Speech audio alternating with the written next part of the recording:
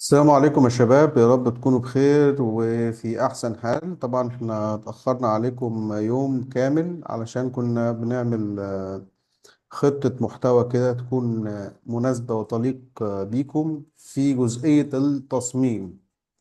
التصميم يا شباب هو ده اللي داخلين عليه دلوقتي. خلاص احنا دلوقتي عرفنا ايه هو البلجن وايه هو الثيم وايه هو اليوزر وايه هي التولز وايه هي السيتنج وايه هي الحاجات كتير يعني. خلاص عرفنا بنسمي اسم الموقع بتاعنا. مثلا عايزين نظبط بقى اسم الموقع ده فهنخليه انه مثلا موقع تعريفي بالشكل ده. هنكتب في وصف الموقع بتاعي هو ان الموقع ده من الصفر عشان تحترف التصميم زي ما انت شايف كده. وهنيجي ننزل تحت ونعمل سيف ونيجي هنا اوكي. خلاص هندخل بقى على الجد يا شباب. دلوقتي الموقع بتاعنا بيتألف او يتكون من ايه؟ يتكون الموقع بتاعنا من صفحات. يبقى انا لو هروح على البيجز دي كده هلاقي ان في صفحات معمولة. انا بقول لك الغيها معايا، ابدأ معايا من الصفر خالص واعمل ارميها في الزبالة تراش. بعد كده اروح على التراش وخدهم هم كده وروح فورا على ديليت بيرمننتلي يعني الغيها بشكل نهائي. هروح هنا على البيجز. بس هل انا بقى هقعد اعمل ايه بيجز كده؟ يعني هفضل اضيف صفحة صفحة صفحة بالشكل ده؟ اقول لك لا، اللي بيعمل كده لسه ما اكتسبش خبرة كفاية. هتروح حضرتك عشان تعمل الصفحات وتحطها في نفس الوقت كمنيو، هتروح هنا على appearance، على customize، وتتبع الطريقة اللي انا بقول لك عليها دي. هتروح هنا على حاجة اسمها المنيو وتيجي هنا تروح عامل create a new menu وتسميه المنيو الانجليزي، لاننا دايما هنبدا بالنسخه الانجليزي. طب المنيو الانجليزي ده هيتحط فوق في الهيدر ولا تحت في الفوتر؟ هيتحط فوق في الهيدر، وكمان هيتحط تحت في الفوتر بالنسبه لتطبيقنا الحالي دلوقتي. ونعمل نيكست كده. احنا عملنا المنيو. طيب المنيو ده يتكون من ايه؟ المنيو ده يتكون من صفحات، طبيعي جدا صح؟ طيب يبقى المنيو وتحتها الصفحات. هنروح هنا على الصفحات وهنلاقي هوم مالكش دعوة بيها. وفي فرق ما بين هوم ككاستوم لينك، يعني ده كاستوم لينك يعني لازم هيكون في لينك هنا. وفي فرق ما بين الهوم كبيج. فاحنا هنعمل الهوم هنعملها كبيج. خلاص. ويظهر لك جنبها كده اللي هي البيج او الصفحه. الفرق بينهم ان ده لينك ممكن تغيره، ولكن دي صفحه ثابته. فانا مش عايز دي كاستوم لينك. هروح هنا على الجزء ده هلاقي فيه كلمه ريموف كده، اشيل الصفحه دي. وهكذا لو عايز اشيل الصفحه دي هروح على ريموف. طب لما انا بشيل الصفحات هل هي بتختفي من هنا؟ لا، بتظهر. يعني اي حاجه بعملها هنا بتظهر هنا. شلت هنا او حطيت هنا او لغيت المنيو نفسه هتفضل موجوده في مكانها. فهنعمل الصفحه الثانيه اللي هي السيرفيسز زي ما انت شايف كده. وعندنا الصفحه الثالثه اسمها about us. بعد كده الصفحه اللي بعد كده هي الكونتاكت مثلا. حلو الكلام. وهنعمل ادد بالشكل ده. وطبعا فوق في الترتيب بتبقى الهوم كده. طب انا دلوقتي بص يعني هلخبط لك الدنيا زي ما انت شايف كده. احنا كده عملنا الصفحات، تعال رتبهم بقى. في اداة ممتازة جدا يا شباب اسمها ريكوردر او ري اوردر. هي كانت مش عارف اسمها كان مختلف شوية. ري اوردر دي هترتب الصفحات. دي مهمة جدا يا شباب والله. يعني دي من اهم الحاجات اللي انا بستخدمها على طول يعني. بتودي الصفحة دي بالشكل ده. مثلا لو احنا عايزين نودي مثلا هقول لك انا، احنا اول حاجة عايزين الصفحات على نفس المقاس بتاعت about us. هنعمل ايه؟ هناخد الكونتاكت دي ونخليها ايه؟ تظهر كده. خليها مثلا تحت خالص بالشكل ده. هي ممكن تبقى مزاولة شوية بس انا عايزك تجيب ايه؟ الاربعة يبقوا نفس الايه، نفس الحاجة. عشان هوريك هتعمل ايه دلوقتي. هي بتاخد وقت شوية اهو. والهوم بالظبط هما كده الأربعة على نفس الحاجة. الري اوردر دي بقى بيعمل لك ازاي؟ بيطلع لك الصفحات زي ما انت شايف كده وبيرتبها لك. يبقى هوم اباوت سيرفيس وكونتاكت اس. طيب لو انا عايز اعمل سيرفيسز او خدمات تكون الخدمات دي تحت مثلا سيرفيسز. يعني انا مثلا عايز اعمل ايه؟ خدمة اولى، هكتب كده، دي حاجة هنكتبها وهنلغيها. خدمة واحد، خلاص. وهناخد معاها كمان خدمة اتنين. انا عايز احط الاتنين دول تحت السيرفيسز. هعملها ازاي؟ هروح على الري اوردر دي، وهروح مطلع الخدمة واحد تحت السيرفيس، وهطلع خدمة اتنين، خدمة واحد واتنين تحت السيرفيس، وهروح على العلامة دي هعمل كده. شفت دي تحتها دي، وهروح برضو على العلامة دي واعمل كده. خلاص، يبقى السيرفيس نازل تحتها اتنين. طيب لو انا عايز اقول مثلا تفاصيل خدمة واحد، انا اراهنك ان في حد بيشرح لك بالاسلوب ده. يا اما انك تشد دي كده وتنزلها كده عادي، بس هتقعد تتزاول زي ما انت شايف، تمام. او انك انت تروح على الري اوردر وتطلع فوق كده وتعمل ايه؟ واحدة كده انت نزلتها ايه على خدمة واحد. انا عايز ان خدمة واحد يبقى تحتها تفاصيل خدمة واحد، وبعد كده تعمل على تفاصيل خدمة واحد العلامة دي. يبقى انت السيرفيس خدمة واحد، تفاصيل خدمة واحد. وهقول لك المعلومة اللي محدش بيقولها لك للأسف، هنا اخرك هتعمل كده في المنيو العادي. ما تقدرش تعمل التدريجات دي كلها وتعمل تفصيلات متفصلة كده في التفرع ده، إلا في حاجة اسمها الميجا منيو، وده إن شاء الله هناخده. خلاص يا شباب، يعني لازم نركز قوي في جزئية المنيو ده. أنت كده عملت إيه؟ عملت اللي هو المنيو بتاعك العادي أهو. وتعالى السيرفيس هيقول لك إيه يا باشا؟ أنا عندي خدمتين. على الخدمة واحد هيقول لك تفاصيل الخدمة واحد. أقدر أنزل بعدها حاجة تفاصيل خدمة واحد دي؟ أقدر أحط تحتها حاجة؟ لا. تنفع فين؟ تنفع في الميجا منيو. هسألك فيهم إن شاء الله مع بعض إيه وإحنا ماشيين. طبعا أنا مش محتاج لا خدمة واحد، ولا محتاج تفاصيل الخدمة اتنين، ولا الكلام ده كله. أنا محتاج بس إن أنا أعمل منيو بسيط من 4 صفحات، وأعمل لك هنا البابلش بتاعك. افتكر معايا إن المنيو ده إحنا حطيناه فوق وحطيناه تحت كمان، لأن إحنا عاملينه في الهيدر والفوتر. طب أنا مش عايزه في الفوتر، بعلم عليه وما بيظهرش. بعلم إن مفيش علامة هنا وما بيظهرش. خلاص طيب. هتيجي معايا بقى على وضعية الموبايل، هتلاقي فيه اللي هي ايه العلامة دي. هتلاقي ان المنيو نزل بالشكل ده. طبعا ده مش منيو احترافي، ده مجرد منيو تمشي حالك. وهنتعلم ازاي نصمم المنيو ان شاء الله. واحنا ماشيين هنتعلم ازاي نصمم المنيو والهيدر والفوتر، وما تقلقش من اي حاجة، خليك بس ماشي معايا. احنا كده المفروض عملنا الصفحات بس. هنا في البيجز لو رجعت على البيجز على طول كده زي ما انا رجعت، مش هتلاقي اي حاجه. طب الاقي الحاجات اللي انا خلصتها فين؟ هتروح هنا عند حضرتك على الاول في البيجز، هتلاقي كل الصفحات اللي احنا عملناها. بدل ما تروح تعمل اد بيج وبعد كده ترجع تاني، بعد كده تعمل اد بيج تانية، تلاقي نفسك وقتك بيروح على الفاضي. طبعا انا مش عايز ثلاثة دول، مش عايزهم خلاص، دول كانوا تجربة. هروح على موف تو تراش. بعد كده خلاص يبقى معايا الأربعة دول. دي كده الصفحات وكيفية عمل المنيو بشكل احترافي جدا. ده أحدث حاجة موجودة عشان تنجز نفسك. هنخش بقى في نفس الدرس، مش عايز يبقى دروس كتير الصراحة، على حاجة اسمها الإليمنتور. الإليمنتور ده يا عزيزي هو الحاجة اللي انت باني الصفحات اللي انت هتشتغل بيه. بين الصفحات ده اللي انت بتحط عنصر جنب عنصر وتغير كلام وتغير صور، عنصر جنب عنصر وتغير كلام وتغير صور. هو بيقول لك هنا اللي في الاليمنتور هم عملوا تحديثات شوية، قال لك ان هنا عندي حاجة اسمها الموقع التعريفي اللي هو الموقع بتاعك. وتعمل ايه؟ ممكن تعمل جو تو سايت سيت اب. انت بقى تبدأ تظبط الحاجات اللي فيه. طبعا احنا مش هناخد الحاجات دي من بره، هناخدها من جوه. تمام، هناخدها من جوه. فما تشغلش بالك بكل الكلام اللي موجود. دي مزايا جديدة نزلت في اليمنتور، سيبك منها، ما تشغلش بالك خالص.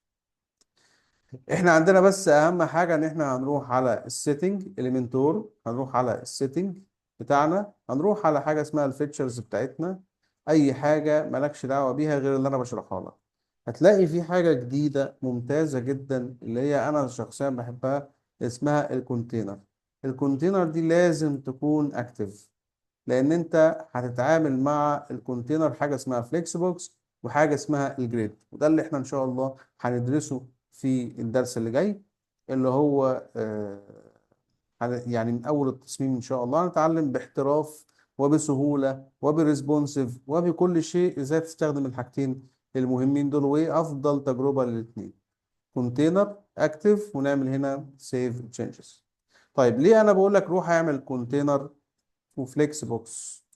ليه انا بقول لك الكلام ده؟ سيبك من كل ده، ليه قلت لك فليكس بوكس ده؟ يعني ايه اهميته؟ كان زمان في حاجة اسمها السكشن. خلاص، السكشن ده هنكتب كده قديما كان في حاجة، اسمع كأنك بتسمع قصة. قديما كان في حاجة اسمها سيكشن. سيكشن دي كانت عقيمة، لازم تجيب السيكشن بطريقة معينة وتشرحها بطريقة معينة وتقعد تعمل حبشتكنات كده. كان الموضوع صعب جدا على الناس في التصميم. فجت إليمنتور اللي هي الشركة اللي عاملة باني الصفحات ده او الاداه دي اللي بتبني بيها الصفحات، قالت لك لا انا عندي حاجه احسن بكتير جدا وهنزل لك فيها فعلا مزايا كويسه جدا وهساعدك في الريسبونسيف، حاجه اسمها الفليكس بوكس. طيب الفرق ما بين الفليكس بوكس، وانا بقول لك الكلام ده مفيش حد هيشرح لك بالكيفيه دي، الفليكس بوكس والفرق ما بين الجريد، هو ان الجريد ده بيستخدم كصور، عايز تعمل معرض صور، عايز تعمل حاجات متكررة كده، فليكس يعني مثلا عايز تعمل ايكون بوكس كتير، اللي هو نص تحتيه كلام تحتيه كلام، عايز تكرره، عايز توحد حاجة وتخليها كتير، ده جريد. انما الفليكس بوكس ده ممكن تستخدم فيه نفس الحاجة دي، وهنشوفها إن شاء الله وإحنا بنطبق، وممكن كمان تعمل بيها أشكال خرافية، وده اللي إحنا هنعرفه إن شاء الله مع بعض. خلاص يا شباب، فعشان كده إحنا رحنا عملنا موضوع الفيتشر، ورحنا هنا على الكونتينر وعملنا أكتف وعملنا سيف تشينجز.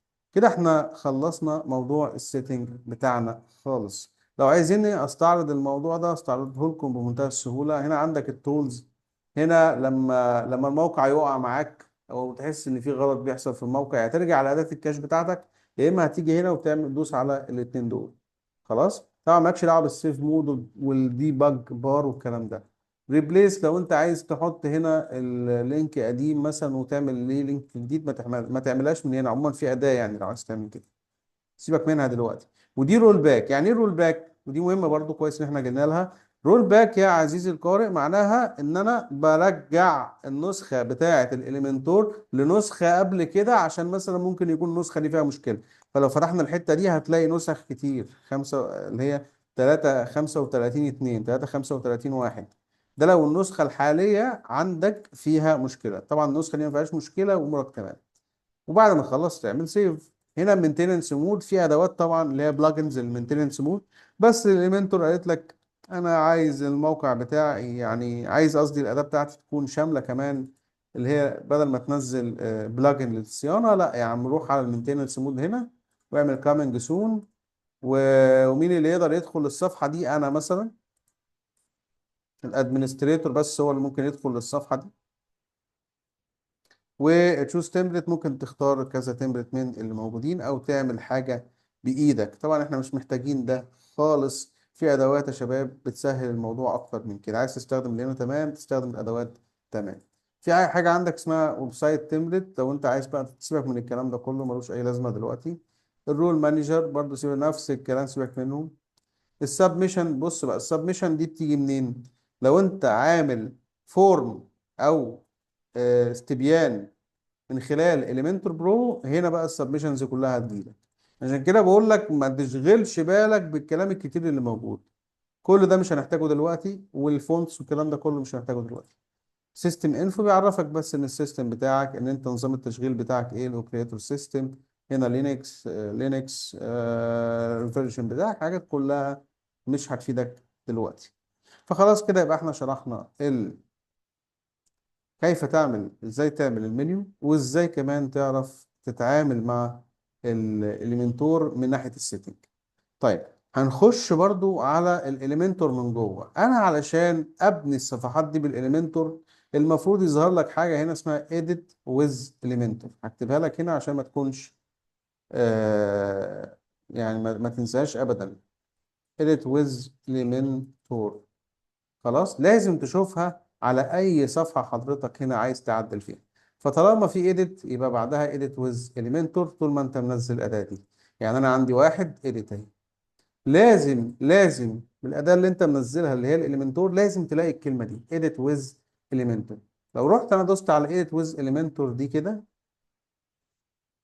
هيجيب لك الواجهه بتاعه الاليمنتور. بص الواجهه دي مفيش اسهل منها، من اسهل الواجهات اللي موجوده في الكون، في البرامج اللي هي بتاعت بناء الصفحات. عايز اطلع من الصفحه بدوس على علامه الاي، بختار العلامه دي او اكزit تو ووردبريس اللي هو ترجع لورا وتحطها في لينك تاني. طيب انا راجع تاني ليه؟ عشان اوريك العلامه اللي بتظهر هنا اهي edit with elementor. مش محتاج ان انا ادوس edit، خلاص. وهتلاقي جنب الصفحه حاجه اسمها الاليمنتور، يعني بيقول لك ان الصفحه دي تخضع للاليمنتور وممكن تعدل فيها دلوقتي. كل صفحه من دول هتضطر انك تعمل فيها كده في البدايه. يعني ممكن تعمل كده مثلا، خلاص. بعد كده تعمل ايه؟ تروح عامل كده، وتروح عامل على الصفحه بس اللي بعدها كده، والصفحة اللي بعدها كده، خلاص. وتيجي هنا ترجع تعمل ريفرش. الأربعة بقى إليمنتور، شايف الكلام ده؟ الغي الغي الغي، ريح دماغك، ريح دماغك. خلاص أنا شعاري ريح دماغك. خلاص ديليت مش عارف إيه، الغي الصفحات اللي ملهاش أي لازمة وروح على الصفحات اللي ليها لازمة. خلاص يبقى احنا كده عرفنا صفحة جنبها إليمنتور edit with إليمنتور على طول. عملت كده يدخلك على الصفحة دايركت بشكل مباشر. طب احنا هنيجي على الهوم طبعا عشان هنشرح شوية حاجات كده بسيطة. هنا في صفحة الهوم هتلاقي هنا الهوم، الصفحة بتاعتك اهي ظهر. بص بقى هشرح لك الواجهة دي بمنتهى الاختصارات، بمنتهى الاختصار. خلاص ركز معايا بقى قوي. على الشمال هتلاقي في حاجة اسمها element او عناصر. حلو الكلام. على الشمال هتلاقي في حاجة اسمها الاليمنت او العناصر. حلو الكلام. طيب على الايه، على التوب فوق هتلاقي فيه حاجة زي الاعدادات. على التوب اعدادات. طب التوب ده اللي هو فين؟ اللي هو اللي فوق.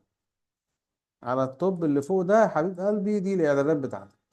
يبقى انت على الشمال عناصر وعلى التوب اعدادات. خلصت الواجهه بتاعه الاليمنتور. ما انت عندك شمال وفوق، دي لو نسخه انجليزي. لو انت عايز نسخه عربي يبقى يمين وفوق. طيب الشمال هي العناصر اللي انت بتكون بيها الموقع. يعني ايه؟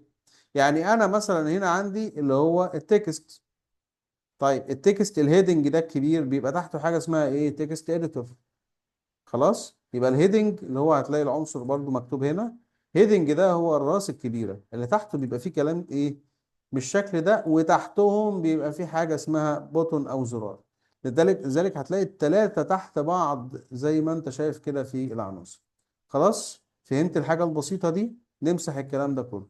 مش ملاحظ ان انا اول ما حطيت كده جالي حاجة اسمها الكونتينر؟ او الكونتينر ده اللي احنا فعلناه في الاعدادات قبل ما نخش نصمم. تمام. ركز معايا دلوقتي في اعدادات الاليمنتور، وبعد كده ان شاء الله هناخد الحاجات اللي جوه والاليمنت والعناصر اللي جوه دي وهنفهم كل حاجه. مبدئيا اول ما تدخل موقع كده بسم الله الرحمن الرحيم ودخلت على الجزء ده هتبص على حاجه مهمه جدا جدا جدا. لو لقيت ان في اسم الصفحه مكتوب بالشكل ده، هتروح هنا على العلامه بتاعه البيج سيتنج. يعني ايه بيج سيتنج؟ يعني انت عملت صفحة، عايز تصمم في الصفحة دي في الكتاب اللي هو الووردبريس. الصفحة دي ليها اعدادات. يعني انت اول ما دخلت الموقع ليه اعدادات، اليمنتور ليه اعدادات، الصفحة ليها اعدادات. حلو الكلام. يعني اي حاجة انت بتدخل فيها بتلاقي اعدادات. خلاص يبقى بدايتك في سكتك كده وانت ماشي دخلت في حاجة ليها اعدادات، دخلت في بلجن ليه اعدادات، دخلت في سيتنج في السيم ليه اعدادات. كل حاجه في الوورد بريس ليها اعدادات.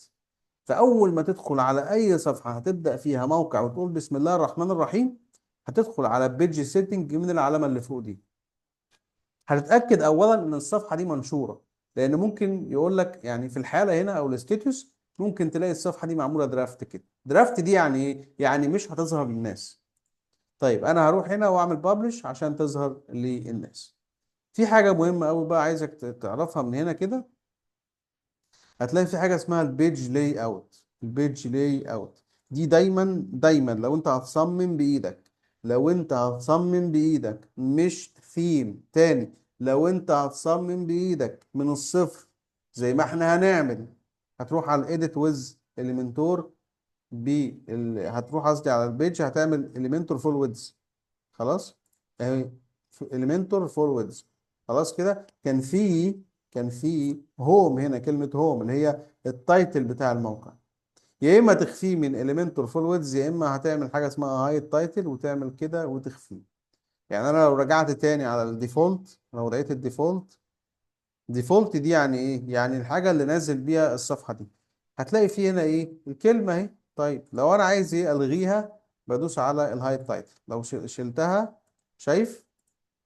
طبعا دي هتظهر للناس وهتزاولهم قوي. لو انت بتعمل تصميم شيلها فورا. يبقى هنروح هنا كده باختصار، وهنعمل هايد تايتل، وهنروح هنا نعمل اليمنتور فول ويدز بالشكل ده. وتيجي هنا في الاخر حضرتك هتعمل بابلش او نشر. هو حتى عاملها لك بلون مخالف كده، يعني كله اسود ما عدا اللي دي هي البنفسجي. الموقع هو عبارة عن، اعتبر ان الحفظ في الموقع عبارة عن انك بتحفظ في شيت اكسل. لازم كل شوية يا اما كنترول اس، يا اما ان حضرتك بتدوس على البابلش دي. فخلاص لغينا التايتل وامورنا بقت تمام. طيب في الجزء ده هو بيقول لك تضيف عناصر. يعني انت مثلا في الهيدنج ده عامل ايه؟ جايب عنصر وحطه كده. انا عايز اضيف تاني، بدل ما اروح اعمل مثلا اي حاجه من هنا، بروح على علامه الايه الزائد دي. يعني انا بقول له ايه؟ ضفت الهيدنج وعايز عنصر تاني يبقى زائد، واختار عنصر تاني. حلو الكلام.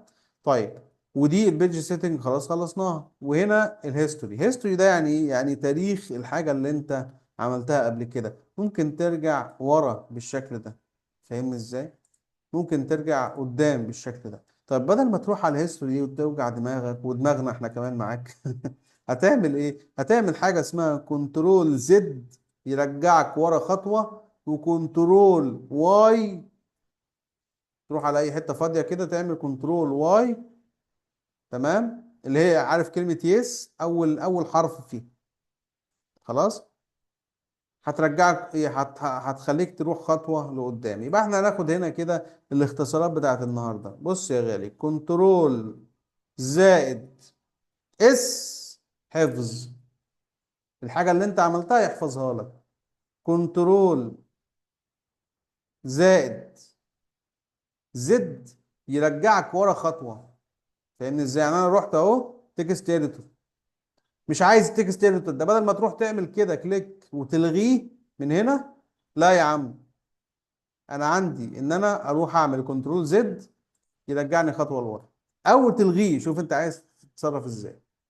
بس دي هتسهل لك، الاختصارات دي هتسهل لك الدنيا جدا. هترجع ورا هنا في الحته دي، هترجع ورا خطوه.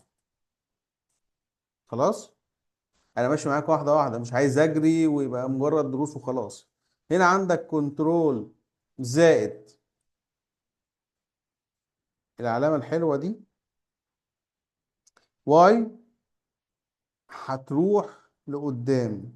يعني انا مثلا، مش انا لغيت التكست اديتور ده؟ لو رحت خطوه لقدام هيظهرها لي.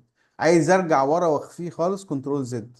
عايز احفظ الكلام اللي حصل ده لحد دلوقتي، اروح رايح على كنترول اس بالشكل ده. انا ما بدوسش فوق على حاجه، ده انا بدوس على كنترول اس اهو، هو بيحفظ مع نفسه. خلاص. طب العلامه دي منوره بعد ما دوست على كنترول اس بالشكل ده، لا روح دوس عليها، ممكن يكون الاليمنتور نفسه معلق، لحد ما العلامه دي تبقى سودة زي ما انت شايف، او البابلش او النشر دي تبقى سودة.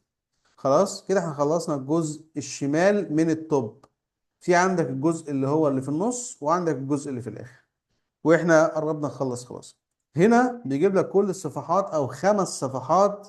يعني انت موقعك 5 صفحات بيجيبهم لك كلهم هنا. طب ايه الفايدة من الكلام ده؟ سهولة التنقل بين الصفحات، ما تقعدش ترجع وتروح وتيجي والكلام ده. عندك برضو صفحة السيرفيسز هشوفها، اروح عامل ايه؟ هايد تايتل، وبعد كده اليمنتور فلويدز، بعد كده تعمل بابلش بالشكل ده. طب انا اتخنقت يا عم، انا مش هروح كل واحدة اروح لها هعمل لها الكلام ده. هقول لك اسهل لك الموضوع، بدل ما تروح لكل صفحه وتعمل البيج سيتنج بعد كده اليمنتور فول ويدز، هتروح لكل الصفحات اللي عندك، هتروح للبيجز اللي عندك دي كلها، هتختارهم كلهم، هتروح على الايديت بالشكل ده وتعمل ابلاي، وتروح هنا على التمبلت اليمنتور فول ويدز، وتريح دماغك ودماغنا ونعمل الابديت. خلاص، مجرد ما اروح اعمل ريفرش دلوقتي واروح على اي صفحه تانية زي الاباوت اس اللي ما رحناش قبل كده، مش هتلاقي الكلام ده مكتوب فيها، هتروح على اعداداتها هتلاقي ان دي اليمنتور فول ويدز، وريح دماغك. طيب عشان اعمل اللي عملته ده المره اللي عملته ده بسهوله جدا، بدل ما اروح على كل صفحه اروح على هايد تايتل والكلام ده كله، بروح على كل الصفحات بعمل ايديت، بروح ابلاي، بعد كده التمبلت دي بخليها اليمنتور فول ويدز واعمل ابديت. سهله، اظن انها سهله وبسيطه جدا. خلاص. طيب هنشرح الجزء اللي في النص ده، وهو جزء بسيط جدا. هنا عرفنا الصفحات بتاعتنا بتيجي ازاي، بحد اقصى 5 صفحات هيعرضوا هنا. ولو انت عايز تعمل صفحة زيادة بتعمل هنا اد نيو بيج، وممكن انك تسميها زي ما انت عايز. طب اسمي الصفحة دي ازاي؟ بروح على البيج سيتنج وبروح مثلا اسميها صفحة 5 بالشكل ده. طيب انا خليتها اسمها صفحة 5 وهعمل ايه؟ بابلش. هنا مش هيسمع معايا اللي حصل ان انا خليتها مثلا من بره هنا كده فول ويدز، لان دي صفحه جديده، فعندي حلين: يا اما كويك اديت واروح هنا على فول ويدز واعمل بقى ابديت، او ان انا اروح من نفس دي هنا دي من نفس البيج سيتنج واروح اعمل على اليمنتور فول ويدز، بعد كده اعمل ببلش. خلاص يا شباب، عرفنا الحاجات دي انت المفروض ما تاخدهاش دلوقتي، بس انا بدخلك فيها عشان ما بحبش الكلام الكتير الصراحة، بحب العملي اكتر يعني. طيب الجزء اللي بعد كده في نفس النص ده هو حاجة اسمها ريسبونسيف مود. يعني ايه ريسبونسيف مود؟ يعني احنا عندنا 3 ريسبونسيف مود دول اللي هم الاساسيين.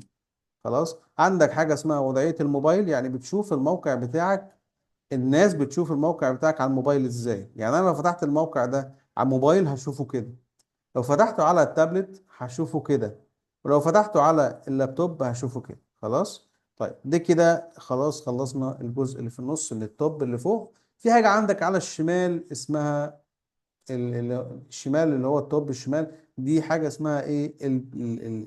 العين بقى. خلاص، احنا بنشوف اللي احنا نتيجة اللي احنا عملناه. انا رحت هنا عملت كونتينر كده، خلاص، وحطيت مثلا عملت علامة الزائد وحطيت فيه الهيدنج، ورحت عملت بابلش عشان اشوف بنفسي بعيني اللي انا عملته. بروح على علامة العين، بيفتح لك صفحة جديدة غير الصفحة بتاعت الايه؟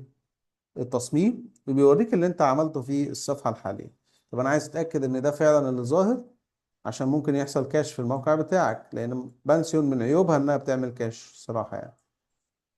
بروح مثلا على الجزء ده وبروح على اي متصفح خفي وبشيل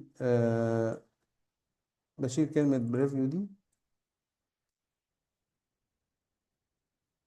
بشيل مثلا ايه كده صفحة 5. هيظهر لك والله ان ده اللي بيظهر للعميل لما تيجي تتأكد انك عملت صفحة واعداداتها تمام. روح شوفها متصفح خفي عامة يعني، عشان تتأكد ان كل حاجة تمام. ولو عايز تشوف الريسبونسيف مود من غير الموبايل ومن غير الكلام ده كله، بتصغر المتصفح بتاعك لأصغر حاجة ممكنة، زي ما انت شايف كده. ده كده الريسبونسيف مود على الموبايل. بتكبر شوية كده، كأنك طالما التصميم اتحرك كده، طالما التصميم اتنقل من هنا لهنا، معناها ان ده كده وضعية التابلت. هتكبر اكبر هتبقى وضعية ايه؟ الديسكتوب. اتمنى تعيد الفيديو ده اكتر من مرة، لان هو فيه معلومات كتير جدا جدا جدا، وانا عايز ان الكورس كله يكون فيه كمية المعلومات الكتيرة دي. خلاص يا شباب، ده كده شرح الواجهة بتاعة اليمنتور، وهي مهمة جدا جدا. في حاجة بس أخيرة معانا، وهي إن في حاجة اسمها structure دي يعني إيه؟ يعني بنية الصفحة. يعني أنا ممكن أصلا أشتغل بالشكل ده، إن أنا أروح على أعمل كونتينر، والكونتينر هيطلع لي بالشكل ده زي ما أنت شايف أهو. وعايز أحط في الكونتينر ده مثلا زي ما إحنا هنعمل كده عناصر معينة. أنا بشتغل دلوقتي، سيبك من اللي أنا بعمله، أنا بقول لك ده بيوريك إيه. خلاص. هحط مثلا هنا بutton، وهاجي هنا هروح عامل على الستايل الجزء ده مثلا ايه اللون ده مثلا حلو، وعايز اخلي مثلا الجزء ده في النص زي ما احنا شايفين، وعايز اخلي الجزء ده برضو هديك ايه مثلا خمسينات كده. احنا عندنا نظريات كده هنعيشها مع بعض ان شاء الله. عايز اخلي مثلا العنصر ده يبقى فيكسد او ايا كان. بص بقى، انا كده عملت تصميم خلاص. ظهر لك كل حاجة انت حطيتها في الاستراكشر دي. الاستراكشر دي هي البنية بتاعة الموقع بتاعك. انت ممكن تلغي العنصر من هنا كده، او تعمل كنترول زد، تدوس على حتة بيضاء وتعمل كنترول زد، وتيجي من هنا مثلا تلغيه، او انك تنقل وتغير مكان العناصر. فاما تغير بايدك من هنا كده، ودي شايفها طريقة صعبة شوية مع كتر العناصر، او انك حضرتك هتمسك وتحرك، هتمسك وتحرك وتعيش براحتك خالص. تمام. طبعا انا ده مش عايزه، وهعمل ايه ببلش بالشكل ده عشان الموقع يطلع نظيف زي ما احنا شايفين. خلاص طيب، لحد هنا عرفنا بنية الصفحة بتاعتنا. طيب، لو انا عملت مثلا تصميم معين، هاجي هنا مثلا كده، عملت مثلا تصميم معين بالشكل ده وعجبني قوي التصميم ده، هل انا ممكن احطه كتمبلت عندي، او اخليه على جنب بعد ما عملت تصميم شكله كويس جدا؟ ممكن اخليه على جنب. طب منين؟ هتدوس على العلامة دي وهتروح هتدوس على save as a template. يعني كل التلاتة دول تمام، هيتحفظوا كتمبلت. فانا هروح مثلا give your template a name، هقول مثلا ده تيست. خلاص، وهعمل هنا حاجة اسمها سيف. انا كده حفظت العنصر بتاعي، وهنحتاج للكلام ده على فكرة. حفظت التلاتة دول كتمبلت واحد، يعني مجرد تكة زرار اقدر ارجع التلات عناصر دول. طب انا هلغيهم وهنختبر مع بعض. هروح هنا على علامة الملفات دي. طبعا التمبلت اللي انا حفظته بيكون في ملف، راجع الدرس ده اكتر من مرة عشان في معلومات كتير فعلا. هتروح هنا على حاجة اسمها insert. طب انا عايز اشوفه قبل ما اعمل insert او قبل ما اضيفه على الصفحة بتاعتي. هروح دايس على علامة البريفيو، هيفتح لك صفحة ويقول لك ده التصميم بتاعك، وده فعلا اللي احنا عملناه. طيب ضيف الحتة دي او التصميم ده في الموقع. هروح دايس على insert بالشكل ده، يطلع لي الثلاث عناصر. طيب الغيه، هعمل ايه؟ ديليت. لحد دلوقتي انا ده اللي انا عايزك تعرفه. هتعمل هنا insert بالشكل ده وتعمل ابلاي، ما تشغلش بالك بحاجة. هينزل لك الثلاث عناصر بكل حاجة. هتروح تعمل بابلش زي ما انت شايف، هتروح على علامة العين هتلاقي الثلاثة نزلوا، وهكذا وهكذا. هو دي شغلانة دي شغلانة المواقع. طبعا درس دسم جدا، تراجعه اكتر من مرة. انا هنزلك ليه ملخص فورا. ما تنساش وانت بتتابع الدرس ده انك تعمل لنا اشتراك في القناة وتفعل زر الجرس وتتابعنا على التليجرام. ولو عندك اي سؤال او استفسار كلمني فورا ان شاء الله برد عليك من خلال اللينكات اللي تحت. السلام عليكم.